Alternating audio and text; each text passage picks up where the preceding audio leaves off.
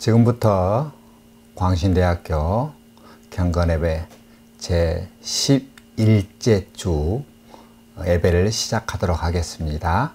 우리 다 같이 사도신경으로 신앙고백 드리도록 하겠습니다. 전능하사 천지를 만드신 하나님 아버지를 내가 믿사오며 그 외아들 우리 주 예수 그리스도를 믿사오니 이는 성령으로 잉태하사 동정녀 마리아에게 나시고 본디오 빌라도에게 고난을 받으사 십자가에 못 박혀 죽으시고 장사한 지 사흘 만에 죽은 자 가운데서 다시 살아나시며 하늘에 오르사 전능하신 하나님 우편에 앉아 계시다가 저리로서 산 자와 죽은 자를 심판하러 오시리라. 성령을 믿사오며 거룩한 공유와 성도가 서로 교통하는 것과 죄를 사해 주시는 것과 몸이 다시 사는 것과 영원히 사는 것을 믿사옵나이다. 아멘. 자, 이제 찬송가 323장 부름받아 나선 이 몸 함께 찬양하도록 하겠습니다.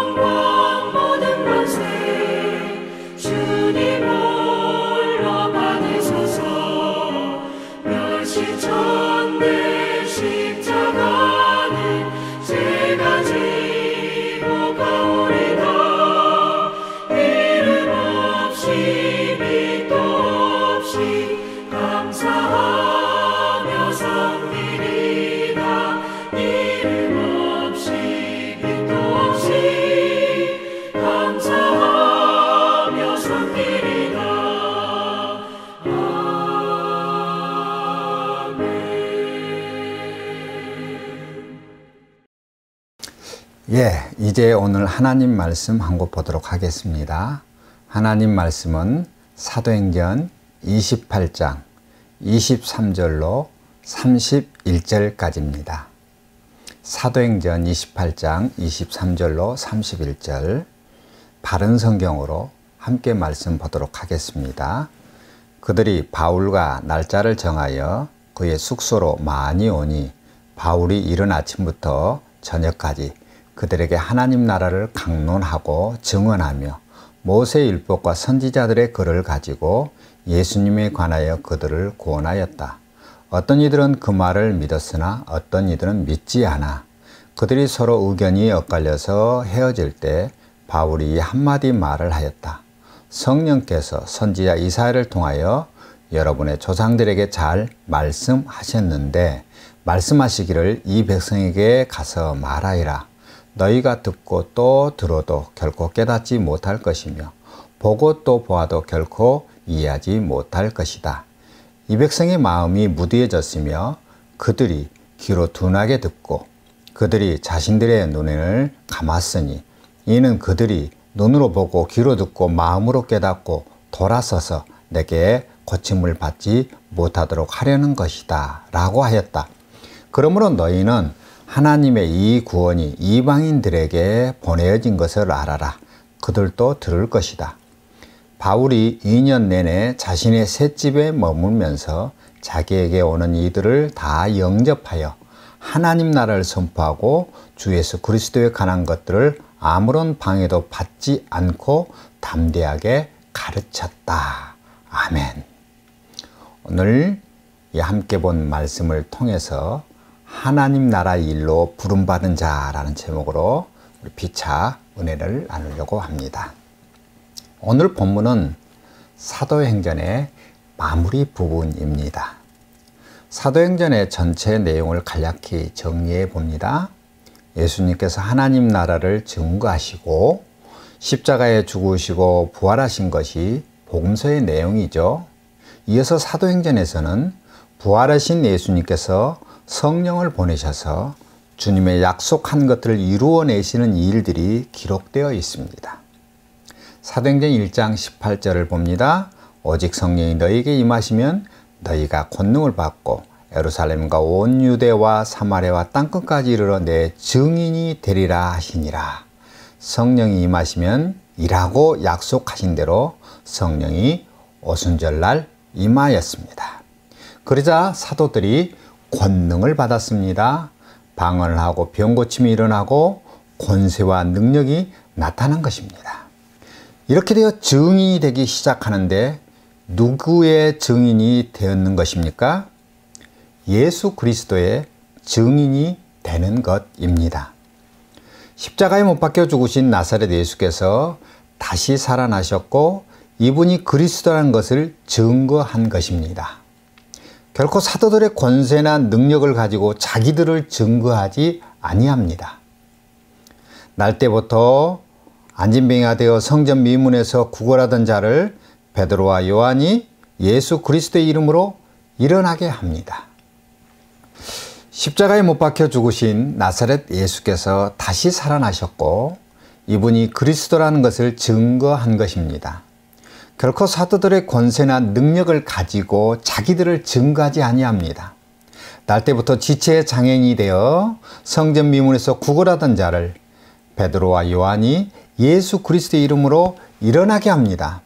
그러자 사람들이 베드로와 제자들을 보면서 놀라는 것입니다. 그러자 이들이 한 말이 무엇입니까? 이 사람이 일어난 것이 어찌 우리 개인의 권능과 경건으로 일어난 것처럼 우리를 주목하느냐고 하면서 자기를 부인합니다. 그러면서 이 사람이 온전케 된 것은 예수의 이름이 온전케 하였다고 증거하는 것입니다. 이것이 증인의 삶입니다. 그럼 증거되는 것이 무엇인가를 보아야 합니다. 내 증인이라고 하였듯이 예수 그리스도의 증인이어야 합니다. 그렇지 아니하고 자기의 권세와 능력을 증거하거나 자기의 열심을 증거한다면 참된 증인이라 할 수가 없는 것입니다. 성령을 받은 자는 반드시 예수 그리스도로만 증거하는 것입니다. 예수 그리스도의 일과 하나님 나라가 복음의 내용이며 이 증거를 받아들이고 믿는 자들은 영생을 얻게 되는 것입니다. 사도 바울이 마지막까지 열심을 품고 감당했던 일이 이것입니다. 사도행전 28장 본문 23절에 보면 그들이 바울과 날짜를 정하여 그의 숙소로 많이 오니 바울이 이른 아침부터 저녁까지 그들에게 하나님 나라를 강론하고 증언하며 모세의 율법과 선지자들의 글을 가지고 예수님에 관하여 그들을 권하였다. 아멘. 그리고 30절과 31절에도 보면 바울이 2년 내내 자신의 셋집에 머물면서 자기에게 오는 이들을 다 영접하여 하나님 나라를 선포하고 주 예수 그리스도에 관한 것들을 아무런 방해도 받지 않고 담대하게 가르쳤다. 아멘. 사도 바울이 성경의 마지막까지 감당한 일은 오로지 딱 한 가지뿐입니다. 예수 그리스도의 하나님 나라 증거입니다. 사도 바울에게 있어서의 관심은 오로지 그것뿐입니다. 유대인이 안 들으면 이방인에게 가서 전했습니다. 도무지 가리고 차별하고 구별하지 않고 무조건 전했습니다. 그래서 그의 제자인 디모데에게도 같은 맥락에서의 권면을 하죠. 디모데후서 4장 2절에 너는 말씀을 전파해라. 때를 어떤지 항상 힘써라. 오래 참음과 가르침으로 책망하고 경계하고 권면하여라. 아멘. 분명하게 말씀을 전파라고 권면하고 있습니다. 여기서의 말씀은 바로 예수 그리스도입니다. 예수님이 그리스도인 것을 전파해야만 하는 것입니다. 이것이 우리에게 맡겨진 사명입니다. 예수가 그리스도인 것을 우리의 삶을 통해서 나타내고 드러내고 증거해야만 하는 겁니다. 그것도 그리스도를 거부하고 반대하고 그리스도를 십자가에 못 박혀 죽이기까지 한 그 세상을 향해 그리스도를 증거하는 것입니다. 그래서 우리의 삶의 모습이 희생과 고난과 억울함의 연속이어야만 합니다. 그것이 곧 예수 그리스도를 드러내고 나타내고 증거하는 길입니다. 예수 믿었기 때문에 남보다 더 약삭빠르고 이해타산이 분명하고 앞뒤가 단호한 것이 아닙니다. 오히려 더 오해받고 억울한 일 많고 안타깝고 답답한 일이 많은 그런 삶을 기꺼이 사는 것이 예수 믿는 자들의 당연한 복입니다. 어디서부터 그렇습니까? 내 사는 삶의 자리에서부터 그렇습니다. 어디서부터 그렇습니까? 지금 공부하는 이 현장에서 그렇습니다. 그런데 지금 우리가 살아가고 있는 삶의 자리는 어떤 모습일까요? 우리가 살고 있는 삶의 자리를 가리켜 세상이라고 합니다. 세상은 세상의 목표만을 가집니다. 세상은 세상 방식만 통합니다. 절대로 세상이 거룩한 방식을 받아들이지 않습니다. 도무지 교회와 성도를 이해하려 들지 않습니다. 그들은 그들의 목표만을 위해 살아갑니다. 그들의 목표가 뭡니까? 지금 이 세상 살 때 잘 먹고 잘 살자는 겁니다. 오로지 이 세상입니다. 일단은 나부터 살고 봐야 하는 겁니다. 한마디로 피도 눈물도 없어야만 하는 겁니다. 한마디로 정글의 법칙, 약육강식, 이게 세상의 목표고 기준입니다. 그리고 방식입니다.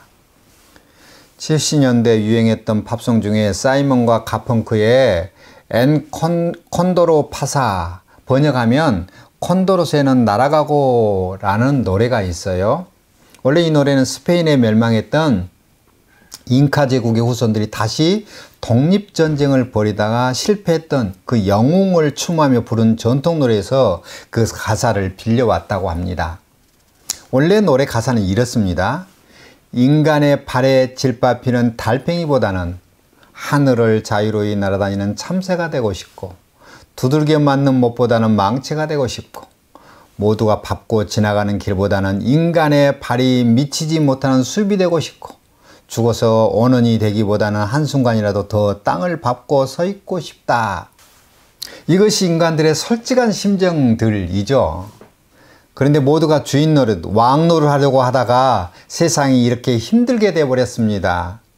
약육강식, 아부기환의 세계가 되었습니다. 예수님은 이런 힘의 논리, 황제의 논리를 깨트리기를 원하십니다.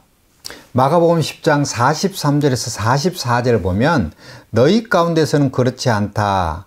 누구든지 너희 가운데서 큰 자가 되기 원하는 자는 너희를 섬기는 자가 되어야 하고, 또 누구든지 너희 가운데서 첫째가 되기 원하는 자는 모든 사람들의 종이 되어야 한다. 아멘. 자, 예수님은 너희는 그래서는 안 된다고 말씀하십니다. 성도는 아니라는 거죠. 세상의 방식이. 예수님은 망치가 되기보다는 못이 되고, 참새가 되기보다는 달팽이가 되고, 숲이 되기보다는 길이 되어 섬기라고 말씀합니다. 섬기는 자가 되고 모든 사람이 종이 되어야 한다고 말씀합니다. 종이 쉬운 길입니까? 노예가 편한 길이냐고요. 우리는 예수 그리스도를 통해서 세상을 잘 살아가는 방법을 가진 자들이 아니에요. 오히려 예수 그리스도 때문에 훨씬 더 어려움과 궁핍과 고난 속에 처해질 가능성이 다분히 있는 사람들입니다. 왜 그렇습니까? 세상이 예수 그리스도를 가장 강하게 거부했기 때문입니다. 지금 이 세상은 세상을 구하러 오신 예수 그리스도를 십자가에 못 박아 죽인 곳입니다. 뿐만 아니라 예수 그리스도를 믿고 따르는 우리들까지도 무척 싫어하는 것이 이 세상입니다. 그래서 우리가 성도로서 제대로 바르게 잘 살고 있는 가장 큰 증거는 세상에서 받는 핍박입니다. 마태복음 5장 11절 12절에 보면 나 때문에 사람들이 너희를 모욕하고 박해하며 거짓으로 너희를 대항하여 온갖 악담을 할 때 너희는 복되니 기뻐하고 즐거워하여라. 하늘에서 너희 상이 크기 때문이다. 너희보다 먼저 있던 선지자들을 이와 같이 박해했었다. 아멘. 세상은 결코 우리를 환대하거나 예뻐하거나 따르려고 하지 않습니다. 예수 그리스도께서 오신 후에는 언제나 어디서나 다 그렇습니다. 지금도 그렇습니다. 시대와 지역과 인종을 뛰어넘어서 예수 믿는 성도들은 핍박을 받았습니다. 지금도 무슨 일만 있으면 교회를 시비 거는 것 때문에 억울하지만 알고 보면 예나 지금이나 교회는 핍박을 받아왔습니다. 그러므로 교회된 우리는 세상으로부터 핍박받는 것이 당연한 것이라고 알고 살아야 합니다. 즉 세상은 우리를 가만 안 놔두게 된 사명이 있고 우리는 그런 세상을 향해 복음의 일을 할 사명이 있는 것입니다. 우리의 시선은 세상을 향하지만 이 세상을 누리려고 하지는 않아야 합니다. 오히려 이 세상에서는 우리가 욕심 안 부리고 덜 가지고 바르게 살려는 것 때문에 핍박을 받고 어려움을 당하고 사는 것이 당연한 겁니다. 세상으로 볼 때는 우리가 천연기념물입니다. 그래야만 하늘에서의 우리의 상이 큰 것입니다. 그러나 오늘 이 시대의 혼란이 뭡니까? 우리 이 시대의 교회의 혼란이 어디서 옵니까? 세상의 가치와 세상의 목표와 세상의 논리를 그대로 받아들여서 같이 살자는 데 있습니다. 이 세상에서도 잘 살고 결국에 하늘나라도 들어가면 일거양득이지 아니겠느냐 하는 것이죠. 믿는 사람도 세상을 좀 더 편하게 살고 하나님 나라에도 들어가는 이중적인 은혜를 충분히 누릴 수 있지 않느냐는 것이죠. 그래서 세상에서 뭔가 뒤처져 있으면 내 신앙 자체가 상당히 문제가 있는 것 같은 그런 느낌을 받게 됩니다. 그래서 내 주머니가 가득한가에 따라서 신앙생활의 근본 자체가 흔들려 버리는 것입니다. 가득하면 잘 믿어서 복받은 것이고 없으면 기도 안 해서 그렇고 신앙에 뭔가 문제가 있는 것으로 취급해 버립니다. 만약에 그렇게 보면 그게 기준이란다면 오늘 사도 바울의 믿음이 가장 부족한 믿음이고 뭔가 상당한 문제가 있는 믿음인 것 같습니다. 솔직히 사도 바울의 모습은 도무지 되는 것이 하나도 없는 그런 모습입니다. 언제부터요? 예수 그리스도를 영접하고 예수 그리스도의 증거자가 된 이후부터요. 뭔가 하나라도 똑부러지게 이루은 게 없어요. 그러나 이런 사도 바울을 아무도 실패했다고 말하지 않습니다. 그는 이미 성공한 신앙인입니다. 왜 그렇습니까? 그는 여전히 복음을 전하고 있기 때문입니다. 어디서든지 누구에게든지 그는 복음을 전하는 삶을 누리고 있습니다. 그럴 만큼 복음을 자랑스럽게 생각하고 살았기 때문입니다. 복음이 뭡니까? 이 세상의 기준과는 전혀 다른 가치입니다. 손해보고 어려움을 당하고 억울하게 되는 것입니다. 신앙이 무엇입니까? 우선순위가 있는 겁니다. 세상 나라의 것에서 하나님 나라의 것을 우선하는 겁니다. 마태복음 6장 33절이죠. 오직 너희는 먼저 하나님 나라와 그분의 의를 찾아라. 그러면 이 모든 것들을 너희에게 전하여 주실 것이다. 아멘. 오늘 사도 바울이 로마에까지 온 사연이 사실은 다 제쳐놓고 오직 복음 전하는 것 때문이었습니다. 복음이 아니었다면 그는 이 세상을 충분하게 누릴 만한 형편과 처지와 신분과 그리고 수준이 있었습니다. 그러나 복음을 전하는 일 때문에 수많은 난관과 어려움을 겪게 되었고 결국에는 제수의 몸으로 로마에까지 오게 된 것입니다. 오히려 세상의 그렇게 가치, 세상의 기준, 세상의 풍성함을 다 배설물로 여기고 복음 전하는 일에는 제수가 되어서 노예가 되어서 여기 로마에까지 오게 된 것입니다. 그의 삶에는 오로지 복음을 전하는 것만 있었습니다. 그 대상이 유대인이든지 이방이든지 여부에 전혀 관계없이 복음을 위한 삶으로 가득했습니다.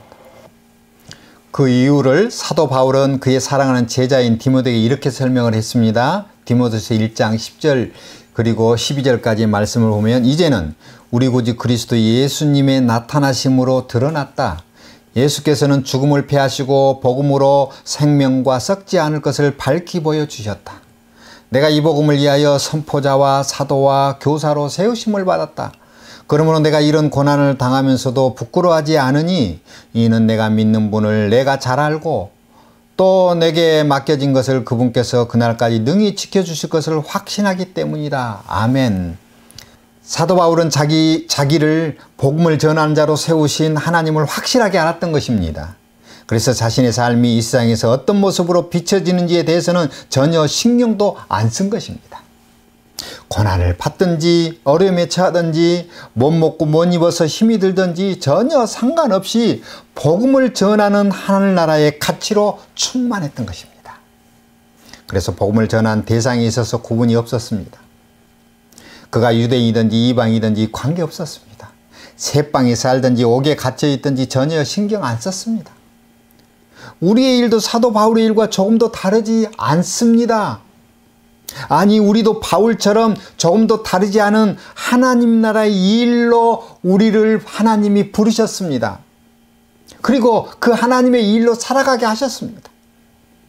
그러면 아무리 어려운 상황 속에서도 우리는 복음의 사명자로 사는 게 맞고, 지금 힘든 어려운 상황들이 오히려 우리에게 하나님의 일을 하라고 하는 하나님의 의도의 상황인 것을 믿으셔야 할 줄로 믿습니다.